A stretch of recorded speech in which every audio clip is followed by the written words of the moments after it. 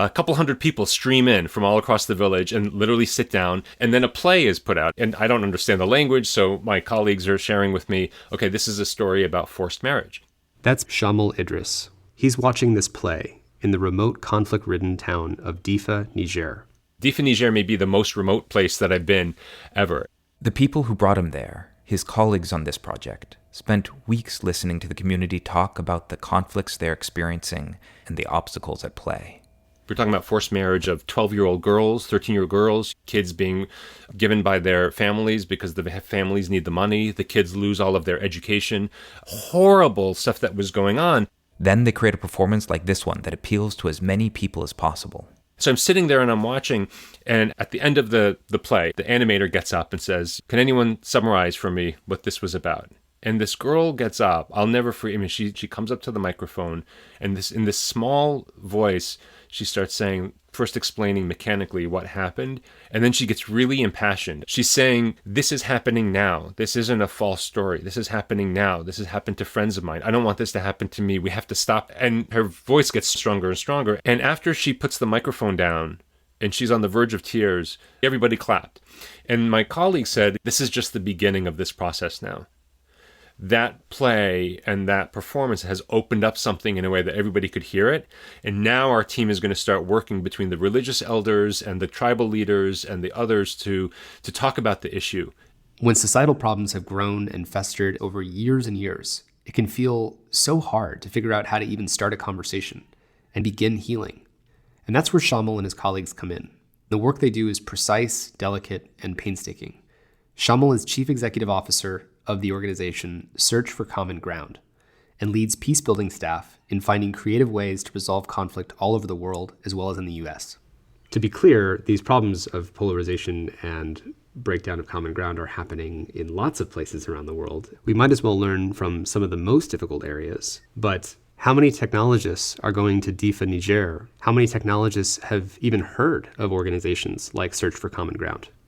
Often as technologists, when we think about solutions, like how do we help a society heal, we sort of grab for front door solutions. We need to help people agree more. But when we just put people who have vastly differing opinions together, it's sort of like you're inviting an argument through the front door, and there are all of these cognitive guards waiting to shoot down any idea that forces you to change your identity. So what I think Shamil brings is a knowledge of how to walk in through the side doors of conversation, or even better, invite the other person home for tea.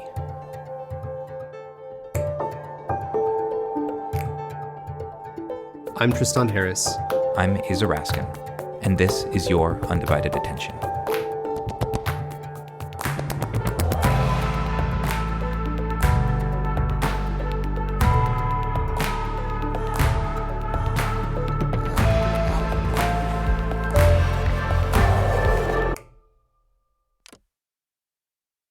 Every person and every society really needs three things. You need security, you need dignity, and you need hope. And those are sort of foundational building blocks of just healthy societies. They're the core ingredients of both peace and justice. The good news is that these are not zero-sum products. If anything, they're public goods. Me getting my security or dignity or hope doesn't mean you have to deplete yours. And in a way, the opposite is true. That it's actually, mine can only be assured if you are also getting yours. It's Martin Luther King's whole injustice anywhere is a threat to justice everywhere. How do you build those? And I think you really build them on a foundation of trust. Trust between people, trust between citizens and their governments. Our work at Search is really fundamentally built around helping people to build trust between each other. And there are critical steps to this. There are a lot of parallels between the interpersonal and the societal level. But if you're just looking at the interpersonal level, it's vitally important to be able to look beneath the label. I think Brian Stevenson has talked about people on death row are a lot more complex than whatever terrible deed they did to land them there. And none of us wants to be completely encapsulated by the worst thing we ever said or did, or the most objectionable thing. The first thing is being able to try to look beyond that label. And a lot of times reaching out across difference is hardest in the moment before you do it, the apprehension, the degree to which you've built the other side up into some terrible boogeyman or whatever it might be. So the first thing is sort of look below that level. The second key piece is to really invest in that relationship building. We see this in our families. I mean, if you get in an argument with, a family member, There's a point at which being right or wrong is not necessarily as important as protecting that relationship, right? You kind of want to do both. If you feel strongly about the point, you want to kind of discuss the point, but you also really want to protect that relationship. And you're always holding those two things at the same time. And I think a lot of times when we engage with people who aren't in our families or with whom we don't have that baseline of love, it's really easy to attack the person and see the person as the problem. So if we can sort of position ourselves in a way that we're kind of attacking the problem and not the person, that's a really big piece of it too. You can think of it kind of metaphorically as move people from sitting across the table, seeing each other as the problem, to sitting side by side, looking at a shared problem. And so to get there, it means you got to build trust between those people. You've got to reframe the issue that divides them in a way that they both feel like their perspective on it is captured, in that framing, so they can come to that table equally together with you. Search for Common Ground is a global peacebuilding organization. And when we were established back in 1982, the thinking was that we would be 50% domestic and 50% international. And that was the case for the first 15 years or so for the organization. Once we started establishing offices overseas and establishing a track record in the Balkans, in East Africa, in Burundi, right after the Rwandan genocide, we started getting a lot more demand for that programming. And so over time, the work skewed to be mostly international. But we've always maintained domestic work here in the US. And frankly, with what's going on right now, we're working hard to expand it. In the US right now, it feels to so many people, including me, that we are very much on the brink. Maybe just to take people into some examples of your work in some very high risk, high conflict zones around the world where you were able to bring people to some common ground and sit on the same side of the table. Yeah, the plane that went down and killed the president of Rwanda, which sparked the genocide there, also killed the president of Burundi. And there were real worries about the violence that had broken out in Burundi deteriorating or escalating into the kind of thing that happened in neighboring Rwanda. And you had the same ethnic breakdown between Hutus and Tutsis. And one of the things that we were fortunate to find were really courageous Hutu and Tutsi journalists and aspiring journalists who said, one of the most effective ways that the genocide was prepared for weeks and months in Rwanda was through the media, particularly through the radio. And after the genocide, Radio Mille Collines in Rwanda, it became, I think it was the first time that an owner of a radio outlet or media outlet got convicted of war crimes at the International Tribunal. But they had the insight that radio can be powerful in that way. It can be just as powerful as a way of inoculating people against hatred and division and building peace. And so they established a radio studio, our team there, called Studio Ijambo, which means sort of wise words. And the thing that was key about Studio Ijambo is it was the first media outlet in that whole Great Lakes region of Africa, Rwanda, Burundi, Democratic Republic of Congo, with a multi-ethnic staff team. And the team would go out in reporting pairs, Hutu and Tutsi pairs, and they had to protect themselves. There were communities that you could only access if you were of one ethnicity or the other, and so they were a protection for one another, but they also, as a result, produced the most reliable news. It was the journalists in that radio studio that became the stringers for all of the international agencies, the Associated Press, the Deutsche Welle, all of the major wires around the world. And they expanded from news programming to all other sorts of programming that helped build the country back together. The most popular radio show in Burundi for almost 15 years was the soap opera that they developed about a Hutu and Tutsi families living side by side and just the daily issues that would come up between neighbors that always come up, but how they were able to work through them and solve them without coming to blows or without ethnicity coming between them. This program, comedy programming, call-in shows, so many different kinds. And they were basically using this tool, but all kinds of creative ways to humanize people across divides and to model a kind of behavior that was nonviolent and collaborative and that really built up that sense of security, dignity, and hope in the country at large. And it was because of that team ended up being recognized by a number of people, including the highest-ranking American diplomat on African affairs at the time, with helping to prevent genocide. And one of the parallels that I see between Burundi at that time and the U.S. today, the kind of polarization that had set in Burundi, everything became about ethnicity. Whereas if you talk to people individually, they said there's really nothing essential about the ethnic differences that's rooted in conflict here. But ethnicity had been used particularly by elites to divide people, to gain people's support. And we see that here around politics, I think. Everything here has become political, and politics has become everything, down to mundane things like what kind of car you drive, what kind of food you eat, whether or not you wear a mask, become sort of signals of political allegiance, when politics actually is not essentially divisive in that way or need not be. And so I think some of those kinds of steps where you look at ways to not just bring people into dialogue with one another, which is essential, but much more important or necessary in addition to dialogue is cooperative action. And in all of our work, we try to move from dialogue to cooperation. And it's really cooperation that builds trust. And the thing that's interesting about common ground is that it's both static and dynamic. It always exists. It's static. There's always some common ground there. If a lot of conflict has broken out, if there's been violence, if there's a thirst for vengeance, if things have gotten really bad, that area of common ground might have shrunk a lot. There might not be a lot of things around which you could get people to come together. And that's why in a lot of the really severe conflicts where we work, some of the cooperation we foster might seem silly at first. I can't tell you the number of soccer matches we've organized between police forces and youth groups that have been battling it out on the streets during the week, but will get together for a soccer tournament on the weekend. Or community theater performances. That might be the only way that you can get a divided community to sit together in the town square and watch something, laugh at it, and start a conversation around it. But you've got to get something that you can start on as an area of common ground. But it's also dynamic. Once you start doing things together across your dividing lines, the relationships change. And it opens up new areas, unexpected areas for common ground. And eventually it may be able to open up areas for common ground around some of the core drivers of the conflict. The injustices, the imbalances, the grievances, the things that are going on that are really fueling a lot of that conflict to begin with. So critical in our methodology and in moving people from sitting across from one another to sitting side by side is starting with dialogue, but looking quickly to where you can get people doing things together, even if at first it might seem irrelevant. What is the timescale that we're talking about? How fast do these things move? And then two, if you sort of zoom out, for humans, there are the stages of grief that you go through. You can't sort of like jump from one to the other. You have to go from each stage to the next. Is there sort of an equivalent stages of healing for countries or communities that are so divided?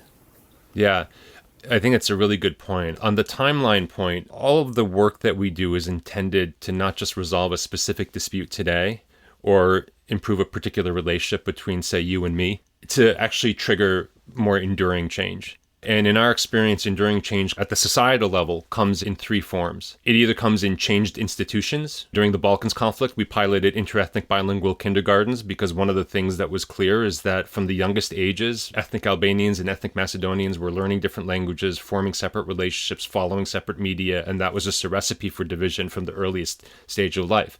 So we piloted these kindergartens, but we made sure they were fantastic kindergartens, high-level education. And within a few years, the Macedonian Ministry of Education took over that model and spread interethnic bilingual kindergartens across the country. That's an institutional shift, a change that then touches the lives of the entire population or a huge portion of the population, right? So institutional changes, and it's not always government institutions. It could be a radio syndicate that decides, you know what, we're going to come together and establish some professional norms of how we're going to cover this issue so that we don't spark renewed violence in this country. But I can tell you that in many of the places we work, as much as we believe in people power and it is the sort of the norm of the day, the government institutions have a huge impact. The way the police comport themselves. Is justice actually equally available to everyone? The way the education system runs, the way the healthcare system runs. So it doesn't always have to be governmental, but I can tell you that some of it better be governmental. So the first piece that's key is that institutional change. A second element is a change in social norms. Cultural change, the way a critical mass of the population talks about and deals with its differences. And that's why our teams around the world, a lot of what they do, we produce hundreds of hours of reality television shows, soap opera programs on radio and TV, things that are intended to spark broader cultural shifts. In that team in Burundi I mentioned to you, I can tell you a quick story that, as an example. After the war had ended, but where things were still really fraught, ceasefires are important. Ceasefires aren't justice, but you can't have justice and peace without ceasefires, right? So the war had stopped. There was a political dispensation, but there's a taboo about talking about ethnicity. And I remember sitting with a small group of Hutu and Tutsi journalists, and they were brainstorming, and they were saying, you know, if you talk to individuals, everyone has stories about people who helped one another across these ethnic divides. I'm only alive today because she hid my mother for 2 weeks, or whatever it might be. These incredible stories. And they said pretty much everyone has these stories, but nobody talks about them publicly. So they had the idea of trying to break that taboo in a very public way, and they launched a radio show called Inkingi Ubuntu, which means Pillars of Humanity. Very simple half-hour show. We'll just tell the human interest stories, 2 stories a show of people who had done extraordinary things to help one another. And within a year of this program, it became so hugely popular. Everyone wanted their stories told. We're getting phone calls in. We were sending cub journalists out to the refugee camps, refugees whose voices were never heard. It became such a big hit that we were able to hold a huge festival in the largest stadium in the country to celebrate the Inkingi, the Pillars of Humanity, whose stories had been told. And so you had Hutu, Tutsi, young, old, women and men, illiterate farmers, colonels in the military. All walks of life were being celebrated for this common thing. The president lauded them. This was about 2 decades ago, and still to this day in Burundi, the word inkingi no longer just means pillars. It still means pillars, like pillar of a building, but it's now an honorific of interethnic solidarity. It's a term that didn't even exist before this simple half-hour radio show. So that's one example of a shift in social norms, a shift in the way a large part of the population talks about and deals with its differences. And the third way that change can become really enduring at that societal level is through market forces, when there's supply, demand, and capital that is resourcing what I might call a peace-building intervention, right? Within 6 months of me taking my current job as the head of Search for Common Ground, we were approached by one of the largest gold mining companies in Africa who had been working with our team for a few years on spot projects. They originally reached out to them when there had been riots at one of their mine sites and an overzealous security guard had killed a protester. We oftentimes get called in these crisis moments. And so the team had been working with the community and with the mining company and the police force, et cetera, for years off and on. But the company proposed a multi-year partnership. So I flew to London to meet the CEO and I said, this is really interesting. Where did this come from? And he said, we did an internal study and we found that our use of ammunition at the mine sites, this is mostly non-lethal crowd dispersal like tear gas and rubber bullets and bean bags or whatever, sandbags rather, that it's gone down 98%. The use of ammunition at these mine sites. And our overall security budget has gone down nearly 60%. But our security results have gone way up. Much better relationships with the communities. Community members are reaching out through the channels that have been established proactively. We've had no riots at the mine sites, let alone deaths. It was initially supporting the community to be able to engage on an equal footing. And what did they do in that example? What were the shifts that they made? With the members of the company, basic things like replacing a relatively mercenary employed security force with security from the local community members who are then employed to provide security, establishing benchmarks and scorecards to hold accountable the company that were agreed on what would be provided and how the engagement with the community would be, establishing channels of communication and complaint, also working with the police force, which was sometimes the governments, and these are supposed to be the neutral purveyors, but sometimes are not. It was a number of systems that were set up, platforms that were set up, but fundamentally relationships and trust that was built over time that enabled grievances to be addressed and shared interests to be identified and pursued. But I was sort of answering that question around how long does this take? So if you look at change at that level, if you look at change at the level of how long does it take to change an institution, like a ministry or a police force, or to establish a new social norm, or to give rise to new market forces, in our experience, and we've looked at our own case studies for this, not always, but most of the time it takes a good 8 to 10 years and not less. You can generate results faster. You can resolve a specific dispute. You can improve a particular relationship. And there are times when you can move faster than that, times when that moves slower. But the critical thing is that peace moves at the speed of trust, and trust can't be fast-tracked. These things have to go through phases, and trust takes time to be built, but can also be destroyed so fast. So you can take a year or decades building trust, and if you have a few weeks of all-out violence, that trust goes back to zero, and sometimes for a full generation. One of the things that I heard you talk about in different interviews you've given is interethnic solidarity as being a huge taboo. That actually there is interethnic solidarity or inter-party solidarity, or people who are willing to, have conversations with people across the divide, or even say, well, actually, let me empathize with those people who were there on January 6th. Like, what was going on for them? What was true for them in the way that they saw the world that they would do? Something that I would see as so horrific. But then one of the things you're bringing up is the fact that to even do that act of empathy in a set of conditions where people almost feel like the other side doesn't deserve our generous assumptions right now. They have already proven that there's just no room for that because of this long list of grievances and balance sheet of evidence I've seen on social media that says that I shouldn't even reach out for that. And so when you have those groups that are willing to kind of go across, or let me try to understand their perspective, or maybe there's something to their perspective, it's not just that they will get into a fight with the other side, it's that their own tribe will come after them for even making that move. How do you actually get across some of these invisible taboos that don't even go the way that our common narratives say they go? That really it's about building a bridge with the other side, when maybe it's actually building a bridge with my own side so that we even have our own more generous place to come from that's more empathetic. Yeah, I think there's a couple really important insights in what you're sharing. And I think it's oftentimes the case. A lot of people do ask me and my colleagues, hey, how can I get into peace building and this kind of thing? And I oftentimes encourage people, if they want to be reaching across divides, whatever those divides might be, that they're two really good internal steps to take before you go to those external steps, right, of outreach. One is to get really clear in yourself. What are the lines that you're not willing to cross, right? What are the principles that you're going to stand on? Violence is an easy one, I would hope. I'm not going to commit violence. But beyond physical violence, I refuse to insult the dignity of somebody else just because I want to make my point, that kind of stuff.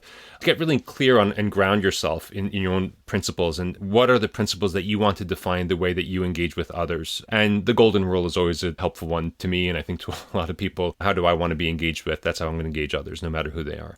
I think the second step that is before you're reaching out across those dividing lines is to try to have somewhat of a support base. Because as you just said, oftentimes the biggest blowback comes from people's own tribe, that ethnic traitor or that political traitor, or how dare you reach out across those divides. And so having people around you who will support you, who understand why you're doing it and will support you through the high times and the low times, I think is really important. There's also just some humility, I think, that's involved. I mean, I find it hard enough just to be, good person on my own and take care of the things within my own world. That quickness with which we're willing to judge others based on maybe 3 seconds of a video of what I've seen them do or a quote that I heard them say. There's just I think there's a lot of self-righteousness there. And it can be helpful to check that because it can be a really kind of negative place to be all the time. But I think, I think it's really important to have a support base if you're going to do this kind of outreach. And it doesn't have to be anything complicated. It could just be a couple friends or a family member or two, but just people who are going to support you as you do that kind of outreach.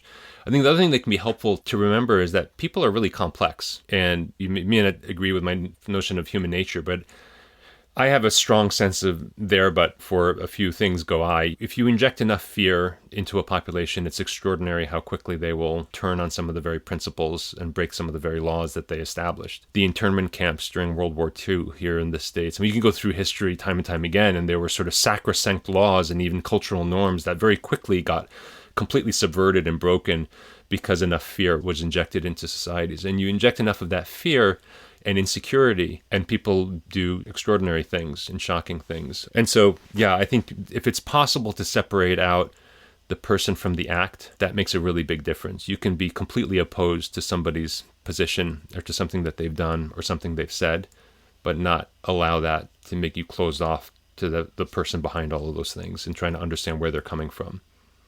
How do you rekindle innocence in people who are trying to bridge divides? So I think you mentioned the example of having children be the journalists who are interviewing people in post-conflict zones, because if a child is asking the police sheriff or the minister of defense questions about these really awful things that are happening, they're coming from a space of just utter curiosity and openness, and it's clear you wouldn't respond with hatred or vilification or things like that. And I wonder about kind of those mechanisms to bootstrap innocence and bootstrap decency so that someone who's saying, hey, I'm going to cross the divide here and I don't want to just be killed or attacked for doing so. Yeah, our teams around the world have innovated a few different ways to try and, I like the way you use that, rekindle that innocence or open up the possibility of engagement across differences. Our team in Nepal broadcast a TV drama that was hugely popular there, Singer Durbar, which meant the Lion's Palace, but it was about the first female prime minister, fictitious female prime minister in the country, and just told the story of how she ruled in a very patriarchal society and inspired thousands of women to get interested in politics. So one way to do it is through storytelling and drama that is not Pollyannish, but connected to reality. Another way is through trusted sources that can include young people. In Sierra Leone and Liberia, I think the story that you're alluding to, under Charles Taylor's regime in Liberia, there was a lot of oppression and censorship of the media. And strangely, there was more censorship of print media than radio, even though radio was a lot more powerful, maybe because there was a paper trail. But in dictatorships, this is always the case. There are weird openings over here and other things closed over there.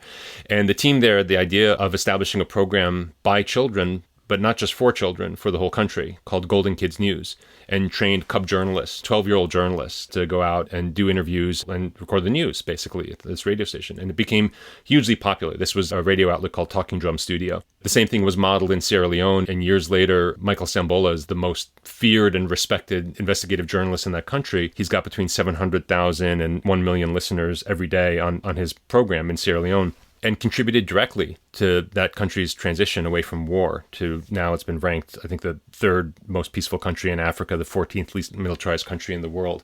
They would ask questions of colonels in the military that an adult journalist could never get away with. They would not only ask them, but they'd get answers. People would respond to them. So you can use dramatic storytelling. You can use trusted sources. The team in Burundi was using the interethnic teams where people would trust somebody from their own community, whereas they wouldn't trust somebody from the other community. And then those two journalists would come together and try to tell one story from the things they try to sift through what they were hearing to tell the truth of what had actually happened. So there are a lot of different ways to sort of rekindle that. You can't divorce the information from the source. The source becomes really important. Is it a trusted source? I do think we have to remember that this notion of centralized, factual, relatively objective, even the pre-cable news days in the US where there were 3 television stations or Walter Cronkite, that's actually the anomaly in human history. Most of human history, reliable information was determined by who the source was, and people trusted the elder or they trusted the people in the town who had established a track record for that trust. So looking for what are those trusted sources, and if there is not one trusted source because things have become so fractured, is there a way to bring those different trusted sources together to be telling stories together? And if it's too touchy to do that on news programming, maybe you can do something with dramatic storytelling or something that begins to move the needle and rebuild a sense of a common narrative for people and trusted sources. A lot of times we jump to the big national issues, the big national debates, and relationships tend to get transformed at the local community level where people have some vested interest. They're sending their kids to the schools, they have their jobs there or whatever. And I think we have to come back together again at that level. And at that level, you can find a lot of shared concerns. It might be a shared concern with access to resources. It might be a shared concern about what's going on in the school system there. There are all kinds of things that make up the building blocks of these bigger debates that we have, but that play out at the local community level. And right now, I think people are really subsumed into getting into the big national debates, oftentimes in social media platforms where they're sort of anonymized in how they're engaging with it and a lot less respectful. I think the other piece that is important to understand is the power that you have as an individual through the respect that you grant or withhold from someone else. We did a lot of work in the field of virtual exchanges, combining interactive technologies and sort of video conferencing platforms with the pedagogy for cross-cultural education and trying to figure out how could you maybe scale up respectful cross-cultural dialogue or dialogue across difference. And we continue to do this with our virtual exchange partner, Solia, this organization that we partner with. And we've been working for years with MIT and then UPenn neuroscientists to sort of test the results and the impact of this kind of programming. One of the insights that we got from this is the sort of critical threshold experience for people to go through in order to become much more willing and constructive participants in a diverse group. It was the experience of being heard and respected, not necessarily being agreed with. But if you say something incredibly offensive to me and you expect that maybe I'll shut you down or whatever, and my response is, I totally disagree with you. I'm even offended by what you just said, but I want to understand where you're coming from. Have you had personal experiences that have made you feel this way? Where do you get your information from? Where do I get mine from? And that kind of conversation. Once someone passes through that threshold of being heard and respected, even if they're disagreed with, they tend to be a much more constructive participant in that group. They ask more questions. They're less willing to support violence or nastiness, against the other side or whatever it might be. So as I've sort of been thinking about the intersection of peace building and technology and particularly interactive platforms, I've wondered, is there a way, if that was the metric, if the experience we were trying to maximize is the experience of being heard and respected, how could we build platforms or interventions that would scale up that as the core, more so than likes or follows or retweets or whatever else, or even just eyeballs, but just that core experience of being heard and respected, because that is really the critical point for people in which they feel safer and more welcome in communities, even when they're diverse communities where their views are not in the majority. And did you see that happen in these virtual exchanges that you ran? Or did this only happen physically, people building that, sense of trust and respect? Because I know you've been running these digital exchanges for multiple decades. It's not like just a recent post-pandemic Zoom thing, right? Yeah, no, this came out of actually the 9/11 attacks, and somebody who was a producer at that time for ABC News and was in charge of what at that time was called convergence, which was how do we take these newly developed interactive media technologies and integrate them into the news programming to engage the audience more. And this guy, my friend Lucas Welch, quit his job after 9/11. He was so disillusioned by the way that the news media was portraying what was happening and only showing the worst of different communities. He felt it was driving us further apart around the world, that he decided he wanted to use these technologies that he knew something about to actually bring people together and in some ways subvert the mainstream media impact that was being had. And so developed this approach, basically connecting young adults across the US and eventually Western Europe with their peers in Muslim majority countries for small group dialogue. And so this insight really came entirely out of of that online space. And the critical piece was connecting the access of the platform with the pedagogy of really sound facilitation. And that's a tough thing to mechanize, or automate. The art of facilitation. This is a synchronous live video conference roundtable platform. It's meant to look and feel like a roundtable dialogue with a chat box in the middle so that the facilitator can help track things. There's always a highly trained facilitator in the room. Technically, the only person who can interrupt anyone is the facilitator. And these are multiple sessions with the same group because it takes time to build trust. And in the first session, what you do with the group is what you would do if you're building a team. You don't jump into the issues. You don't jump right into, so what do you think of the Israeli-Palestinian conflict, right? Because if you're doing a dialogue between American students and students across the Arab world, there are 100 games you can choose. You can say, you know what, we're going to spend the next 2 hours, our whole first session, I want everybody to think about 3 elements of your identity. 3 things that define who you are. They could be really profound. You're an Orthodox Jew, or they could be light. You're a Yankees fan, whatever. You're one of 10 kids, whatever it is. And then I want you to pick one of them that you want to share with the group at some length. You're going to share all 3, but then you're going to talk at length about one of them. And so you spend the whole 2 hours going around the group with each of the 8 to 10 young people doing that. By the end, what's happened is, without you having to teach somebody in some kind of didactic way, hey, we all have multiple identities. Nobody is reducible to one identity or one thing they said or did, but also that our multiple identities intersect in all kinds of interesting and complex ways here. So, oh my God, your mother in this evangelical Christian household in Texas is also pushing you to get married young? I thought that only happened here in Gaza. Like all these different interactions, you like that music too, etc. So that's what the platform is and how the programming starts. You can automate certain things. You can have a talking stick and everybody goes for X amount of time, and you can, there are other things you can, but automating in any way, in a scalable way, a really effective facilitator is tough. But we absolutely did see that when somebody said, I don't think the September 11th attacks happened the way you think they did. I think the US and Israel planned them. Or somebody else said, I don't think that extremism or violence is a fringe phenomenon in Islam. I think your religion is more violent than mine. They would say these things that were incredibly offensive to the other side. And frankly, unfortunately, I continue to be very mainstream views across those communities, but oftentimes don't get talked about. When the response was, rather than being shut down, I totally disagree with you, but I do want to understand where you're coming from. And it's sort of digging into, and especially when people started seeing the way in which their views can be manipulated easily and who benefits from their views being manipulated, they form a lot stronger sense of solidarity and human connection. And then the next time that something would happen in the news, that before they might have filtered through one lens, now they were starting to filter it through this trusted source they had established on the quote-unquote other side. We've seen that time and again with that programming that Solia runs, our virtual exchange partner, and we're now applying that domestically in the U.S. to college orientation. The U.S. college is still, for a lot of kids here, it's the most diverse community they've been a part of by the time they move onto the campus, and it's also one of the ground zeros for the polarization happening in this country writ large. We've introduced what we call First Year Connect, which is an orientation program where every student coming into a college in the summer before they get onto campus, they're broken up into these groups of 8 to 10 peers, specifically across the dividing lines that are pulling the country apart along politics, race, etc., for these multiple facilitated sessions, so that by the time they get onto campus, they really had some real breakthroughs with one another, and they're really interested to connect with one another along the very lines they might have self-segregated against otherwise. As I dove into your work, it arose in my mind this provocation of how would we design technology, social media, to better privilege or facilitate being heard and being seen. And so my mind immediately started to run into solutions of like, all right, when I'm heard or seen, it's when the person I'm talking to sort of reflect back what they've heard in their own words in a different way. And wouldn't it be amazing if Twitter sort of acted more like this? I'm like, oh, but I actually don't know if that would really work. Could those kinds of like longer, more cognitively intensive processes outcompete the likes and the retweets and the quick shares? And it seemed really hard. And it maybe even question, like, is text the right medium for any of this stuff? Can it be done? It's like it's trying to have maybe like a really intimate conversation with someone over really bad Wi-Fi. And you're starting to get into it, and you're saying like, and the thing I love most about, and then you're just like, I'm sorry, I couldn't hear you. Could you start again? I lost you. And you just can't do it. Yeah, exactly. Like, I love what? Sorry.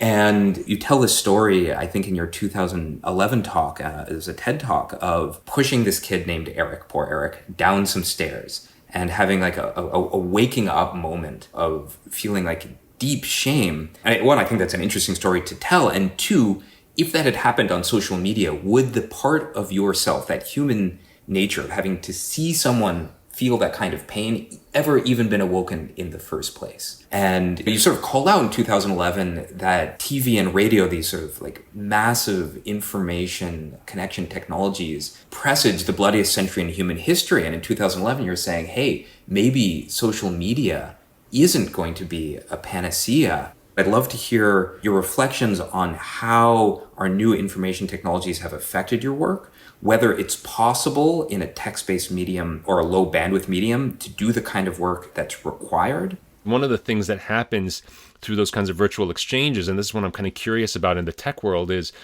there's a learning arc, right? And learning arcs, the most profound learning arcs require a period of discomfort. Like you actually need to go through that discomfort of that cognitive dissonance, or that time where you can't figure something out, or you're a little nervous. Can I say this in front of him? I don't know. And on the other end of it, when it's facilitated well, the payoff is huge. People like it and they want more of it. And one of the questions I have that goes back to Aza's question around like, can we replicate this stuff in the social media space is, and you guys know this space much better than me, but it seems to me like everything around social media is about reducing the discomfort. It's around making things as easy and quick as possible. So it's sort of like a quick fix.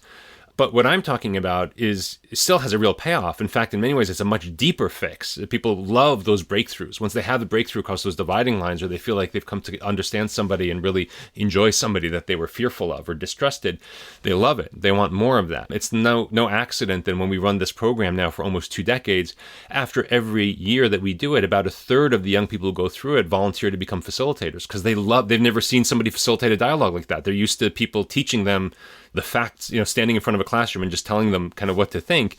But they've seen somebody who, instead of taking a position, helped a diverse group of people understand and connect with each other better, and they love that. And so they volunteer to become facilitators. So yeah, Aza, I think that question that you're asking is sort of a question I'm also kind of throwing back to you guys, is that I think part of the thing with peace building is there is some apprehension, there is some challenge to it. It's not a quick fix, but the fix when it happens is such a huge payoff that people actually really enjoy it and they feel safer and more like they like that space. And I imagine there are spaces, there are social media platforms that have norms that have been established and enforced of respect and engagement, but also of diversity of participation.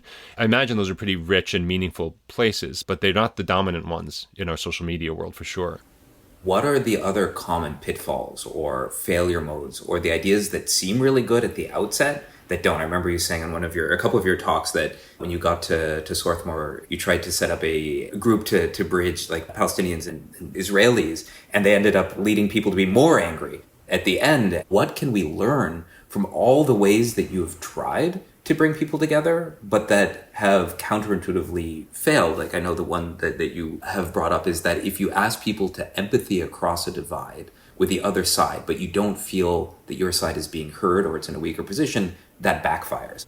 Yeah, no, I think power dynamics are hugely important. So I don't think, when we're talking about reaching out across dividing lines, I think power needs to be understood. Coercive power in particular. There's a lot of different kinds of power. There's power in the masses, there's power in human connections. But we would never, for instance, at Search for Common Ground, we never kind of push people to connect across dividing lines without having some understanding of the power dynamics. We build teams that themselves represent the dividing lines that they want to bridge, and then they sort of work together to try and figure out, in this context, given the realities, what can we do here that might build trust, but not, and certainly do no harm. We did a lot of work between the United States and Iran. Former Secretary of State Kerry and the foreign minister of Iran, Zarif, publicly acknowledged and thanked us for the contributions we made to the Iran nuclear deal back in 2015, 2016. But that work had actually been 20 years in the running. And the very first thing that we did, we were struggling. We had Iranian and American experts and diplomats, former diplomats, thinking together, what could we do given the power dynamics here? There's a strong feeling in Iran of dominance of the U.S. and not wanting to be dominated. Is what can we do?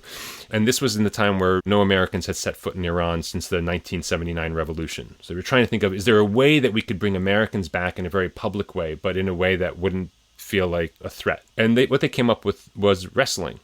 Now, wrestling in Iran is like, it's more than the national pastime. The mythology is about great wrestlers. Like, wrestling is huge in Iran. And Iranian wrestlers are as good as anyone in the world. If there's anyone that can compete with the Americans in wrestling, it's the Iranians. So we say, what if we were able to get the American Olympic wrestling team to go to Iran to participate in the Takti Cup, the major wrestling tournament there. And we were able to get them to go and to do that. And it's a great story because I remember talking to the American Olympic gold medal winning heavyweight wrestler, huge dude, I'm forgetting his name now.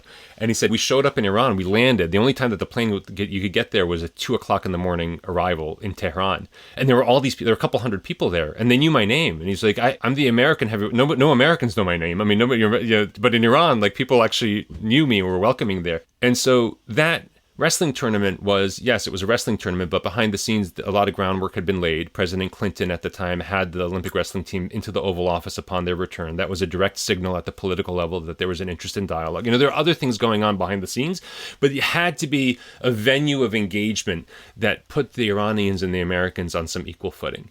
You can look in similar cases down at the community level. If you're going to do something between police and the community is feeling really not only underserved, but victimized by the police, you've got to come up with a way of figuring out how can you bring these communities together where they're going to be safe, truly safe, where their dignity is not going to be trampled on. And that could be a basketball tournament, could be a community theater performance that brings them together. It could be any number of things. But power is really important. So pushing people to reach across dividing lines without paying any attention to the power that's there is a disastrous mistake. And similarly, tied to that, you can't do this from afar. You have to do this in consultation and with the leadership really coming from the communities themselves, where they can say, you know what, if you do that, you'll never be trusted here again. Or you know what, if you do that, everybody's going to show up. And that's why, it's really helpful when you're doing this work to have people in the planning of it and the strategizing of it who represent the very communities you're trying to bring together. If I'm trying to figure out how in the tech space I'm going to be connecting people across, the first place I'd go is, well, what are the communities I'm trying to connect? Let me get them into the room together. Let's start strategizing together. What would work? What wouldn't work? What would be a no-go zone? And that's how you start the process. The harder thing is oftentimes people don't have relationships across the dividing lines that will enable them to do this. The number of police forces we work with around the world who are engaged in brutal crackdowns, and when you get to the police chief or you talk to people in the police force, they would actually prefer to be respected and esteemed and looked out and reached out to proactively by the community. They'd rather not be hated and despised, but in many of the cases, they don't have those relationships. Sometimes they're being put in situations to police communities that are the victims of decades of terrible policies and other things, so they're in a pretty difficult position themselves. And so they tend to respond with what they know, which is force first and cracking heads or whatever it might be.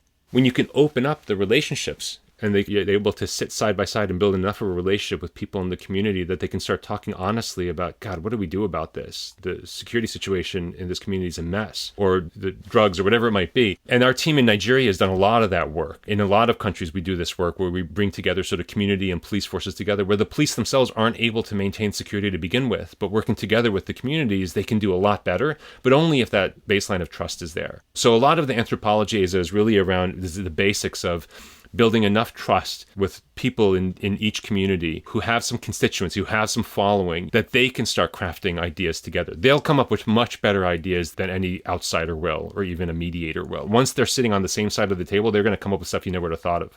I remember when my first visit to Kyrgyzstan, our team there, Kyrgyzstan is a country that had gone really the furthest in democratic reforms in that region. And our director there invited me to dinner the first night, and he said, I'm going to invite the advisory board that I set up once we got here. So the advisory board is made up of people from all walks of life in Kyrgyzstan, some of whom had never really engaged with one another until they'd been invited to advise our team there. And it included the police chief of Bishkek, the capital city, and the top imam, the chief mufti from the Muslim community on the advisory team.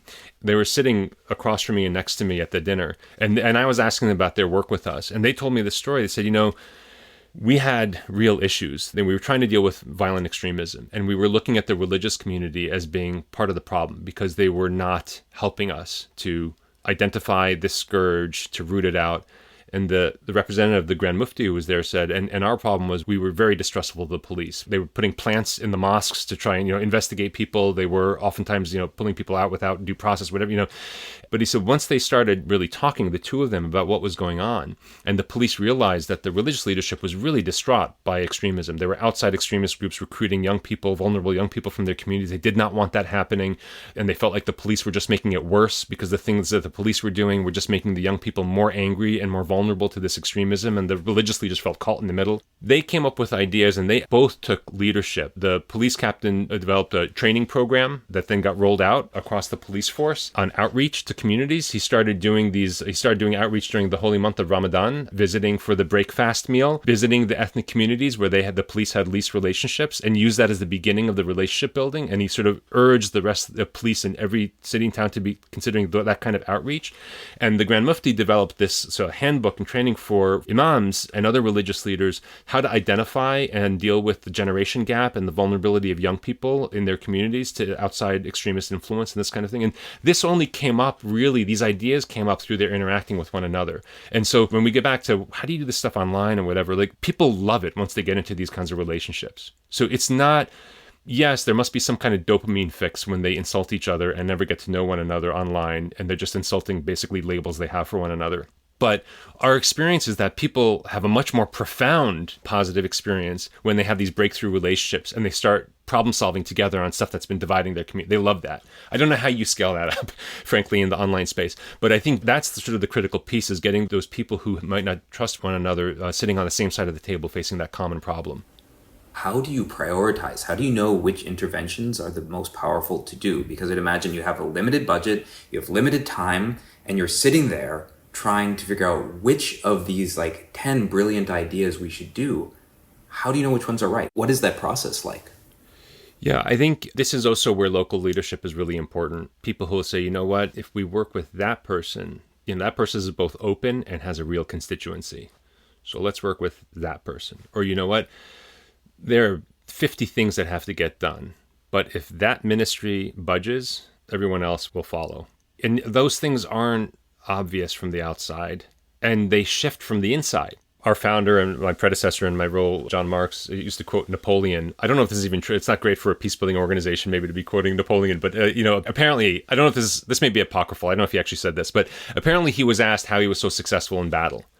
That, you must plan for every eventuality and have contingency plans for everything. And supposedly, according to John, Napoleon said, no, on s'engage et puis on voit. You have to engage first, and then you see the possibilities. Within complex systems, you have to get yourself in the middle of them, and then you'll see when the opportunities open up. There is no perfect plan from the outside. Another maybe violent metaphor for a peace-building organization, I think it was Mike Tyson who said everybody has a plan until they get punched in the face. So I think part of the thing is when you go into conflict settings with a truly open heart and you grant the respect and the dignity to every member of that community, both those who are being victimized by our power structure, but you're even willing to open your ears and listen to the police captain. Why does he think the police are acting this way? What's going on with them? When you go in with that kind of openness, oftentimes possibilities will open up. People have been looking for that or waiting for that or hoping for something like that. The opportunities will open up that you wouldn't have predicted. And sometimes it takes time to come upon the ones that will be really strategic and could really flip a much bigger switch. The thing not to do is to sort of wait from the outside for the perfect plan. Get involved in doing it and things will open up and people will be drawn to you more and more. I mean, that's one of the things that I find that I'm so inspired by with the peers that I work with around the world. I have the privilege to represent them, and a lot of them risk a lot to do the work that they're doing. Some of them have risked their lives. Others they risk their reputations because, as we've talked about earlier, it's their own communities who are oftentimes trying to pull them apart. And one of the things that is most consistently said is that they love having a place to hope. And being hopeful and being naive are two very different things, right? So I'm not talking about a kind of hope divorced from the realities of the power imbalances and the things that are going wrong, but being intentional about the fact that there is a way out of this, we're going to find it, and we have just as much power to bring it about as anyone else does. That's a key part of the DNA of our work at Search for Common Ground. And so once you get yourself involved in doing this, you'll find all kinds of opportunities will come to you that you might not have expected. And I think if you look at this country right now in the US, we're in a pretty dark period right now in terms of polarization, but I'm already seeing, I'm sure you are too, all kinds of initiatives that are very good things will come out of this, because a lot of people have been woken up to just how divided we've become and they don't like it. And so whether it's the work of Braver Angels or Courageous Conversations or Cure Violence, Break Bread Together, or all these groups that are, some of which have been toiling in the wilderness for years without being acknowledged, or they've just cropped up, I think you're going to see a lot more of those efforts. And I think over time, we'll see some of them really hit on really strategic ways of hopefully bringing about those changes in institutions, in social norms, or in markets. And we too at Search are committed to doing this here in the States. So now taking all those lessons and looking at the United States right now, we're looking at a layer cake that was built over a 10-year process, building foundation upon foundation of confirmation bias, of a caricature, a mockery of the other side that reveals the maximum hypocrisy of what their views, why their views should not be respected or that they should be held with any dignity. So when you really think about applying these lessons to how you would do a full takeover of something like a Facebook or a Twitter or a Instagram or a YouTube to try to do this, what would you do? And before we get there, let me also just share a story. We often reference in this podcast and in our past work, persuasive technology, and Stanford professor BJ Fogg, who actually worked on teaching many of the alumni of Stanford classes that then went on to found Instagram and found, including myself and many other people, and applying these lessons of what makes technology more persuasive. And people often think of that lab as doing these evil things, and it really wasn't that way at all. And one thing that BJ is not as well known for is his whole peace initiative. He actually created something called persuasive technology for peace. And so it's funny, in today's world, Facebook connecting people across divides sort of reminds me of your class at Swarthmore, where you got those Israelis and Palestinians together, but it doesn't produce harmony. It produces more division because we didn't get the other parameters right. In the early days of Facebook, Professor BJ Fogg successfully got several tech companies to launch something called Peace. So this was the web address, like peace.facebook.com. He got Couchsurfing to be a part of it, peace.couchsurfing.com. He got a couple other groups to be a part of it. And the idea was, what if you could standardize for every company, every business, every technology, digital application, every organization set up what their persuasive efforts towards more global peace would look like? In the case of Facebook, it was actually a news feed or sort of a list of the most recent friend connections being added between Israelis and Palestinians. I think you had a sort of a clicker so you could go between and see different conflict zones and see new friend connections between these at-risk countries. And that was a really inspiring thing. So you're just seeing these new friend connections. And if you think about Facebook at that time, you also notice that, it was mostly young people. It was actually, I think, just, or maybe almost just college students coming online at that time. So maybe it depends on which year this was, I'm not sure. But you can imagine a more youth-oriented version or adoption of Facebook in those conflict-ridden countries being possibly more peace-oriented because you don't have demographics and historical grievances. And I think, as you said in one of your interviews, young people in general are much more optimistic or want more peace in the world. But I use this as an example because there actually is a long lineage to thinking about how, and this is a very simple example, but when you think about that not just being peace.facebook.com, but you think about that being facebook.com, what is the total revamp, the different way of thinking about this that we might start to explore? Yeah, I think there's an element of this where within the existing Facebook user group and other platforms as well, there are how many thousands of trained facilitators, peace builders, people who actually, if you could bring their talents to bear and actually amplify their talents, incentivize or provide opportunities for them to apply their talents, you could pretty quickly say, you know what, for people who are certified with that skill set and that commitment, they get a certain plugin, where they can immediately find out the 20 people, 30 people who feel strongest about X issue and disagree about it within a certain radius. And we're going to provide them with a way to quickly invite those people into a process, facilitate that. There are probably a million ways that you could empower and equip the community forming, the community glue type people who already have that skill set to bring that skill set to bear in the social media space. I'd love to see that happen. I think on the youth front, this is by far the largest youth cohort in human history, under 25-year-olds globally. And young people just are very resistant to swallow the divisions that their older generations try to pass down on them, the racial divisions, whatever the divisions are. They tend to have a real strong impetus and will to change things. And I think if you can provide channels and supports for young people to do that, resources, training, I think mobilizing a youth corps, a global youth corps, we haven't seen. Peace movements usually crop up in response to specific wars in specific places. We haven't seen, but I really think we're going to see, and I think in my lifetime, an unprecedentedly powerful global youth movement for peace with the connections that are being made now in social media, and providing some opportunities and support nodes for young people to mobilize that, to organize themselves, to get training in how you actually apply collaborative approaches to problem solving, how you bridge divides on the issues they care about. Not trying to get them to care about things they don't care about, but take the stuff that you care about, and here's a way that you can drive change on it that doesn't drive a wedge in society at the same time. I think celebrating models is hugely important. Finding ways to reward and award people for behaviors, to incentivize others, I think is critically important. But I do have to say, say, I think on the flip side of all this, there's got to be some enforcement of standards. So with all this stuff that I'm talking about, what I'd love to see, I just feel like if we don't have some of that also coming on the back end or some parameters that are being set and enforced, it's going to be really difficult to reverse the trajectory that we're on. But my hope really comes from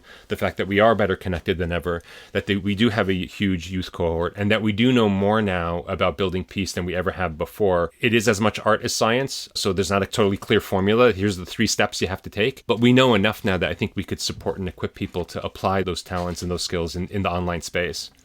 A few things you mentioned, just to review, because I think they're each interesting. You can imagine from a product design hat lens, how would you implement something like that? So one is, okay, who are the moderators who have that special kind of training, who know how to have those conversations, and can they be given almost like, instead of the blue check mark, they're given the peace check mark. And the peace check mark means you have this privileged feed access. You see some of the highest conflict things, you pick interest areas, Twitter, Facebook, etc., show you kind of here's the areas of really big fights that are going on right now, and invite you into a way of inviting those people into a different kind of process. I'm imagining to combine that idea with the other idea of the youth and the sort of golden, you call it the golden kids was the golden program? Kids News.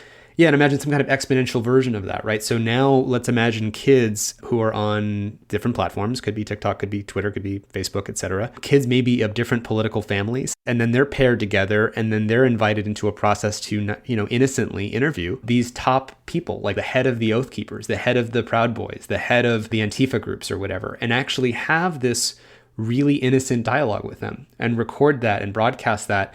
I think programs like, Stanley McChrystal, others talk about a national civilian corps, right? Like having 1 year of duty of service to country, to public service, to public benefit, where you're put into some program where with lots of people who are very different from you, so that we start creating more of that mycelium network of trust across different divides. And I'm just thinking you apply that lesson to technology. Maybe before you land on Facebook or any of these new social media platforms, so the first 2 hours, you are brought into this kind of process where you, like you said, share different parts of your identity with people who are very different from you. And there's almost an orientation to how we enter into these social products. I'm imagining to apply that and make that very real. You go into Zoom right now, they have these buttons, new call, schedule call, whatever, right? They could have one right there being like, hey, for your country, basically there's an instant way to join a group that will have some conversation that's moderated. And it could be just literally a button in the main UI that when everyone launches Zoom on a daily basis living in a pandemic could start inviting people into processes like that. I'm not trying to be techno-utopian and think that this can solve magically the problems, but I want to get everyone thinking about how you would start to take these lessons and then reorient the geometry of these social networks so that they mirror some of the lessons that we're talking about right now. We started out talking about how some of the things that everybody needs, like security, dignity, and hope, that these are public goods, that my having them doesn't mean you have less of them, right? And I think what you're talking about, part of what's going on is that we're really hurting. People are hurting. They don't feel like they have all 3 or even any of these right now. And that lack of security, that lack of dignity, that lack of hope, these are subjective things. We can step back and say there's a difference between disenfranchisement and feeling like your privileges are being pulled away, privileges that you may never have earned to begin with. We can have that conversation. That's an important conversation. This is where some of the power dynamics come in. But at the end of the day, in terms of where human beings are, if people don't have one or all 3 of that sense of security, dignity, and hope, they're hurting. And they act out of that hurt, out of that emotional space. And so the project here, as I'm listening you talk about those things, is less about, to be honest with you, I think it's less about bridge building for bridge building's sake. And it's more around, we want to commit to building this security, dignity, and hope for all of us. Because I know that not only does your having it not take away from mine, but actually I can only be assured of mine if you also have yours. And we're in a space right now where a lot of people don't feel that they've got it. And so the project is really around how can we use these technologies to start building some of the trust between us, to establish those things and find out from each other, what would it take for you to feel secure, to feel that you were respected and had the dignity that all people deserve, and to feel hopeful about the future? What would it be? And I think, especially if put to young people, I think that question would generate all kinds of initiatives that would be mind-blowing and could be world-changing.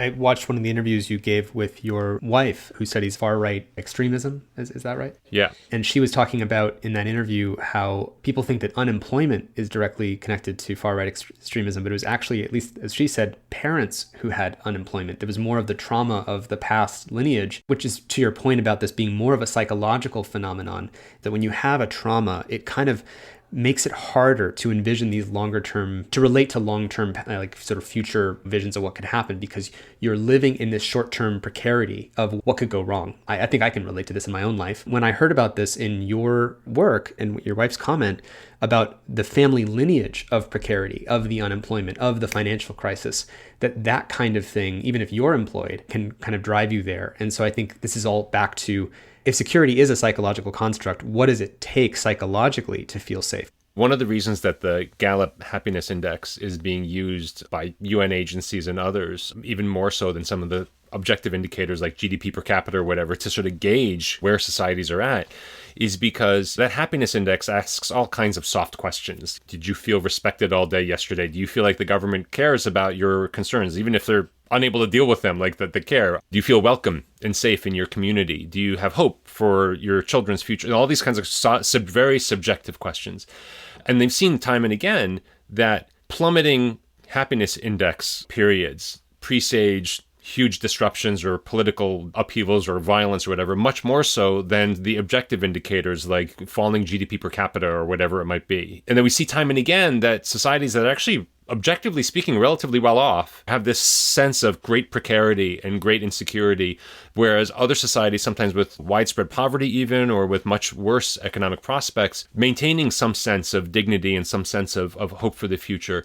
That is so vitally important. It doesn't mean that unemployment and certainly poverty are not important. When you're looking at issues of dignity, obviously there's a direct correlation there.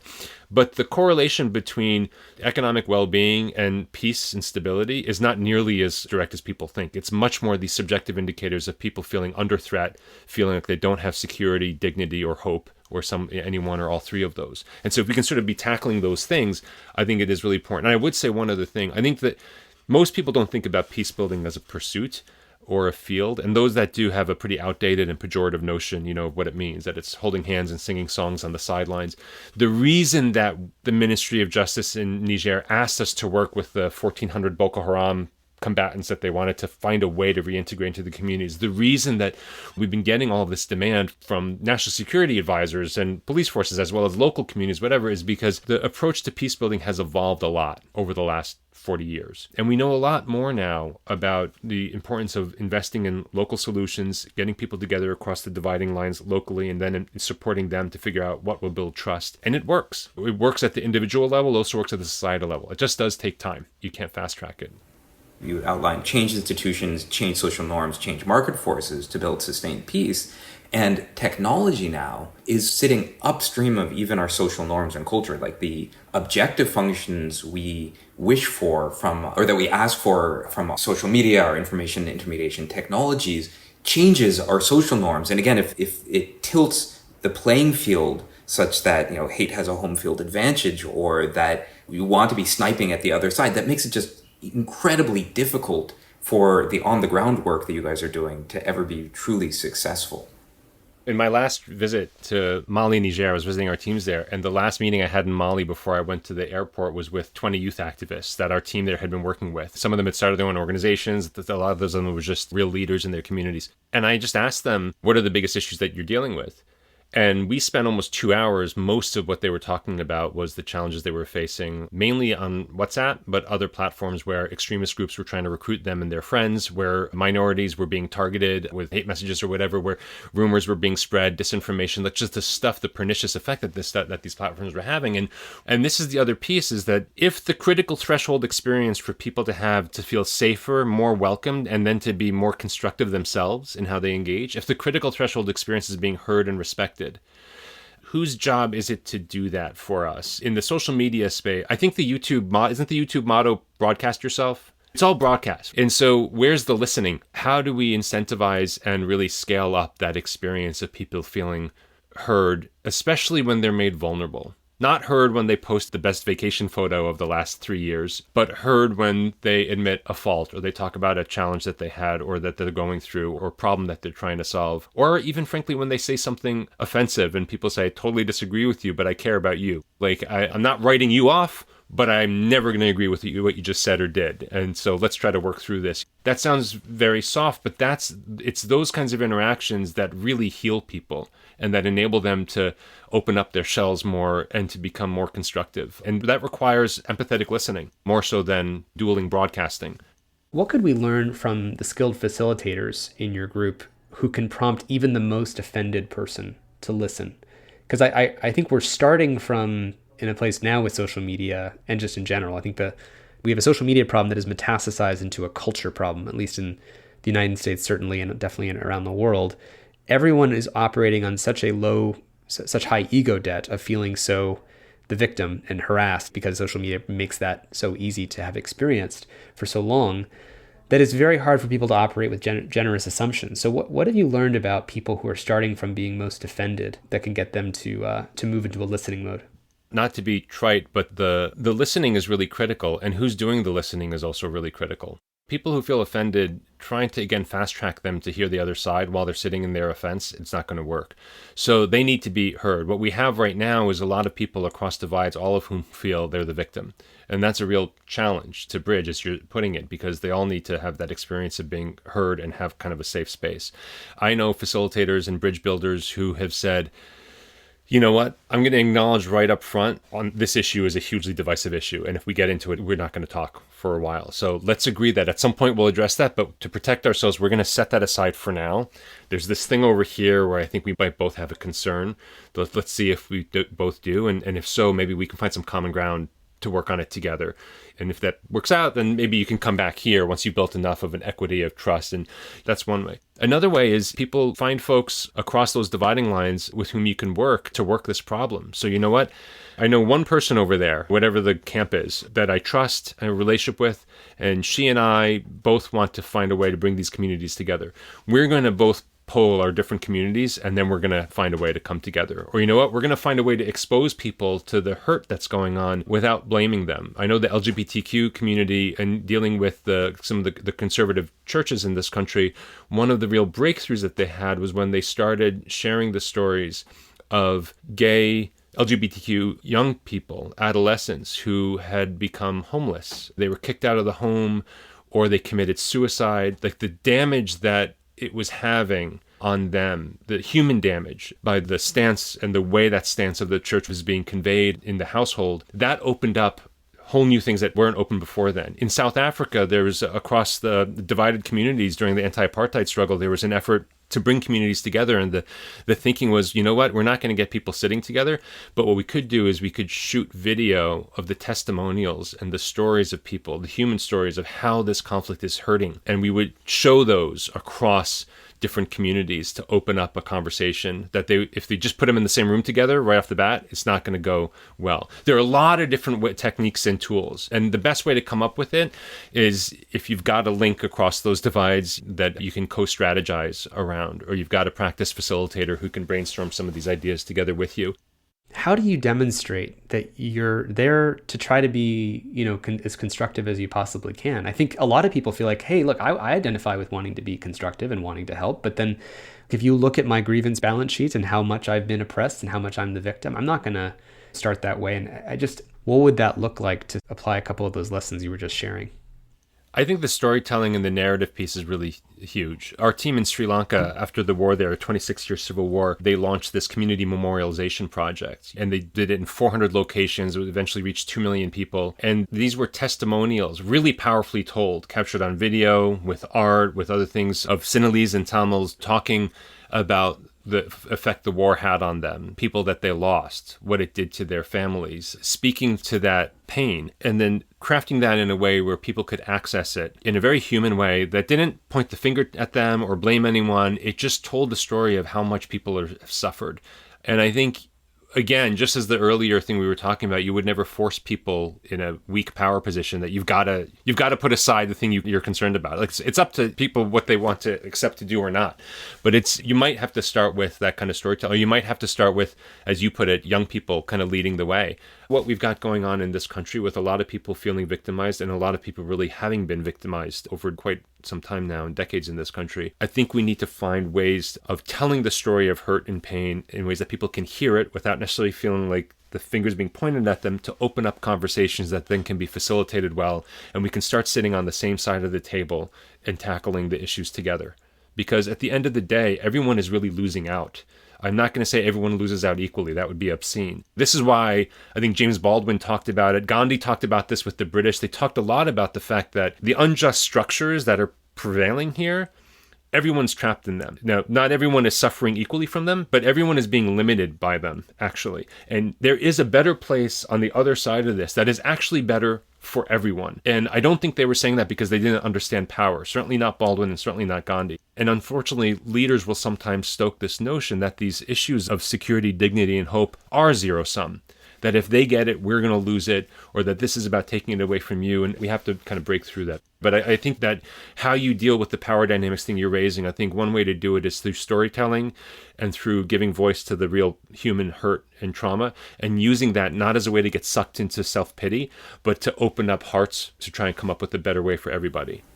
You sort of now have the ear of the people making technology, from designers to CEOs, and in some sense, these companies are like a hostage to their business model. And it's not really the fault of any manager or even CEO. They're caught in a competitive sort of race to the bottom of the brainstem. And I'm just curious what kinds of final messages you might have, just really just speaking right to them. One of the best books I've read recently is Rebecca Henderson's Reimagining Capitalism for a World on Fire. And Rebecca is a Harvard Business School professor. She's a capitalist. She's in the home of uber capitalism. And she talks about the fact that a recent survey showed that something like 50% of the Harvard MBA students think that capitalism as it's practiced today is broken. Okay, so we're not talking about people on the streets living in communes and attacking the whole notion of capitalism. You're talking about people who are pursuing MBAs at Harvard. And I talked to Rebecca. She's on our President's Leadership Council now. I talked to her about this. I was fascinated by the book. And I asked her, are you getting any resonance among industry leaders? Because this book is so powerful and it's so clear. And it's not saying anyone's a villain or whatever, but it's pointing out the villainous nature of how the system we've set up is dragging us all down.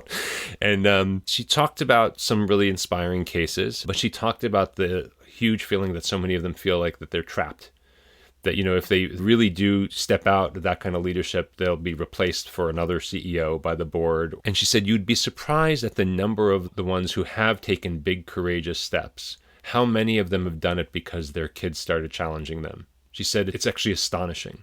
I think that a huge investment in raising the awareness for young people and then providing channels for them to channel what will be a very natural and forceful desire for change would be maybe the best thing that we could do. Gandhi was 24 when he established the Natal Indian Congress in South Africa before he returned to India to lead the liberation campaign. And Mandela was just 25 years old when he co-founded the youth wing of the African National Congress. And Martin Luther King was only 26 when he launched the bus boycott. And, even now, today, we're seeing much younger and more girls. Malala is the youngest Nobel Peace Laureate ever. Greta Thunberg was 15 when she started her protests in front of the parliament all by herself in Sweden. They were both 15 years old when they launched their movements. So not in a Pollyannish way, quite the contrary, in a really practical way. I want to talk to the kids of those CEOs as much as I want to talk to the CEOs. Dark times like this kick off the best ideas and some of the best new thinking. Society, I don't think, evolves in a steady pattern. I think it goes through these discontinuous shifts of incremental and sudden leaps.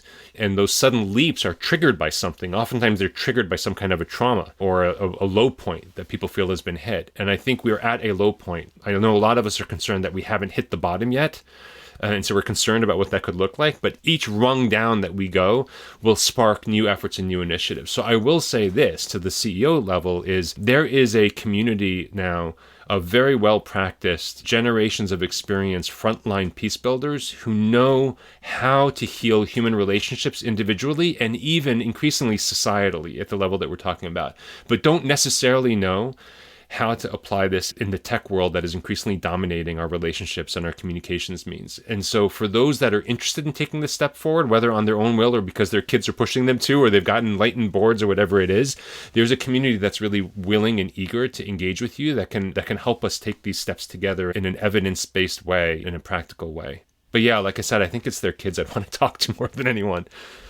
I agree completely. And I'm just very grateful for the work that you're doing and all the lessons that I think we need to apply that you're talking about, because there's so many different aspects to it that I think urgently need to become part of the common lingua franca and common understanding. In the same way that a programmer knows C++ or Python or R, they should know depolarization. They should know the fishbowl technique of Braver Angels. They should know all of these sort of human nature sophisticated practices that generally produce better, more compassionate, empathetic outcomes for everyone.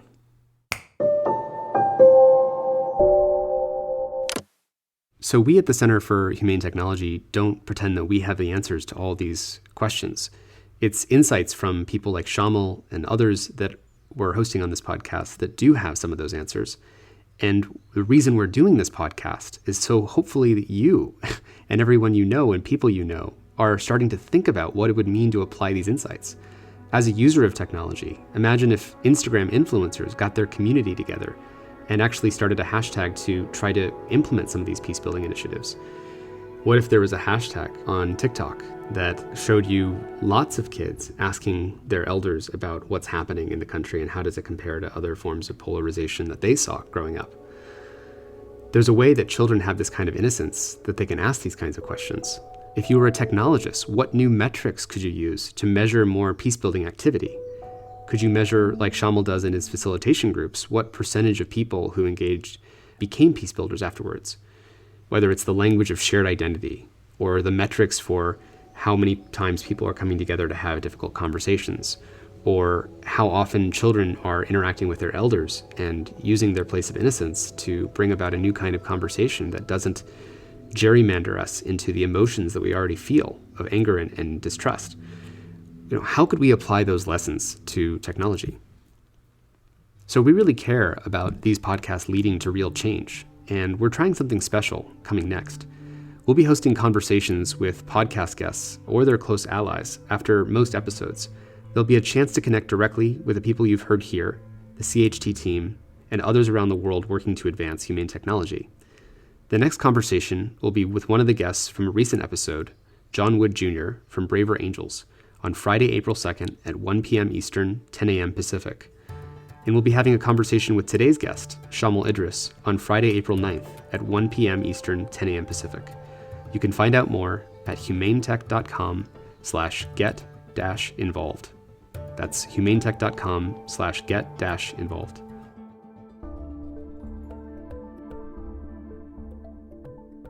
Your Undivided Attention is produced by the Center for Humane Technology.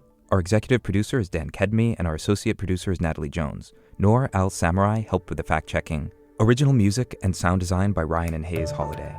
And a special thanks to the whole Center for Humane Technology team for making this podcast possible.